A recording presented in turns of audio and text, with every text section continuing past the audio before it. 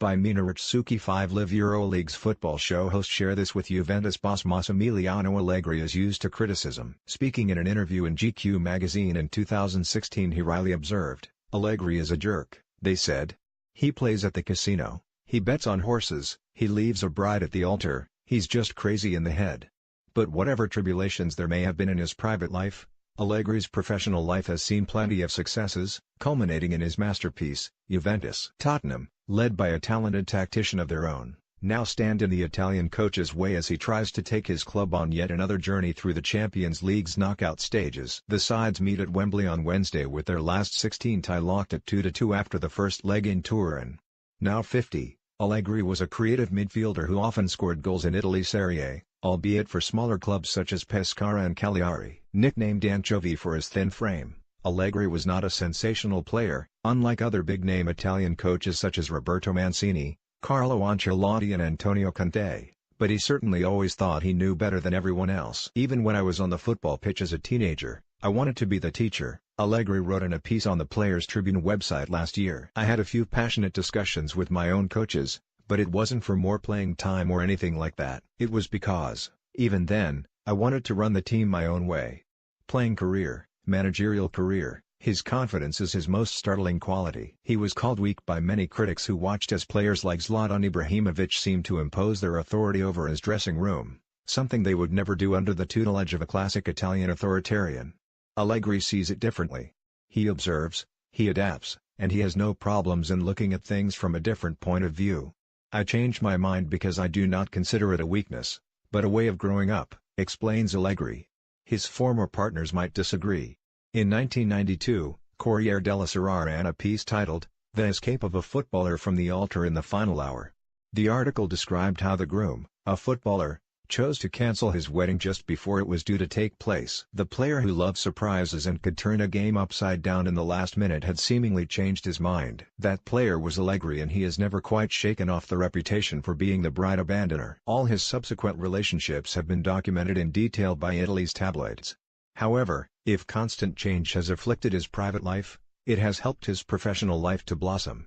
It was he who helped Little Sassuolo reach Serie B for the first time in 2008. It was he who led Cagliari to a 9th-place finish in Serie A year later, something they had not managed in close to 15 years, something he did despite losing his first 5 games, and it was Allegri who won AC Milan the title at the first time of asking in 2011, their first Scudetto since 2004.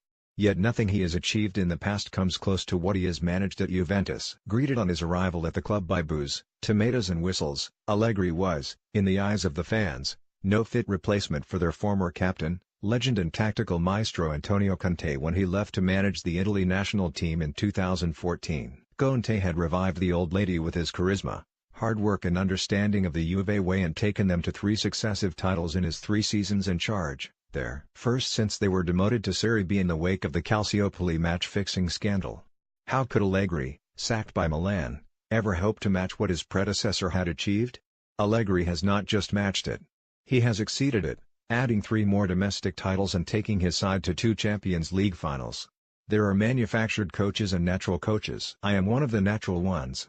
I do not have to sit there and watch videos for hours.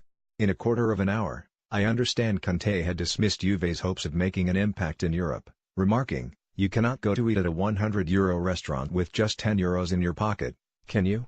But Allegri led the €10 squad to the Champions League final in 2015. Impressing as he and his squad thrashed the likes of Real Madrid along the way, a club with more than a few million euros in their pocket. Under Allegri, Juventus grew in strength, physically, mentally and, most importantly, tactically. Evolution is the watchword for Allegri. His Juve side is constantly being remolded, repackaged and rebuilt to devastating effect. The mark of a great coach is often held to be obsessive attention to detail, the opponent studied for days, the players well drilled on the tactical plan and the plays almost memorized as the players move as one, like actors on a stage. Allegri cares little for that. He is not interested in a style of play, in the philosophized construction of beautiful football, but rather in developing intelligent footballers who think for themselves. Tactical schemes are indeed taught, and the aim of the game is to have a side that can morph into various different shapes in order to achieve the best possible outcome. But Juventus are rarely beautiful.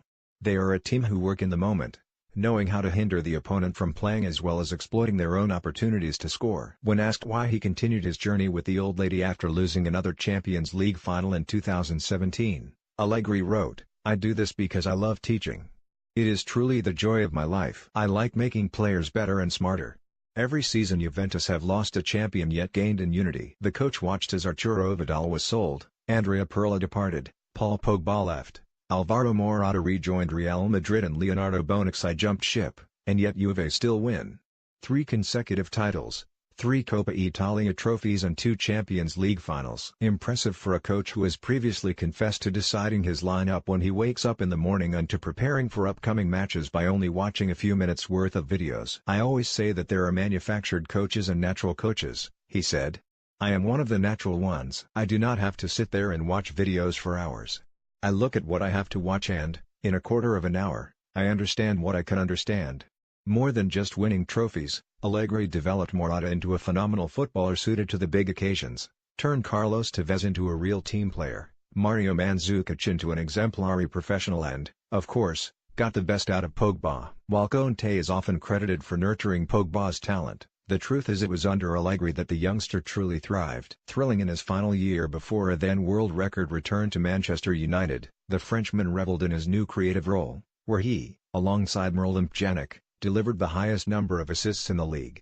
However, as Tottenham discovered in Turin, and as Barcelona and Real Madrid had before them, Allegri makes mistakes. He played a 4-2-3-1 formation in the first leg against the Premier League side, and playing with only 2 midfielders against a side with Moussa Dembele within its ranks made little sense. Yet had Gonzalo Higuain taken his chances and Gianluigi Buffon not produced a rare error, Juve would have been 3-1 up in that tie and Allegri would have been applauded for a bold selection. As for the 2 Champions League final defeats in 2015 and 2017, the Juve coach may have bottled it or the Bianconeri may have just done what they have historically done all too often, lose a final. Allegri is still learning, still developing, but 2 finals in 3 years should be celebrated and not transformed into a stick with which to beat the man who has surpassed expectations. Beppe Marotta, Juve's sporting director, often repeats a quote of Nelson Mandela's, "I don't lose, I either win or learn." That is the message Juve choose to live by. Share this with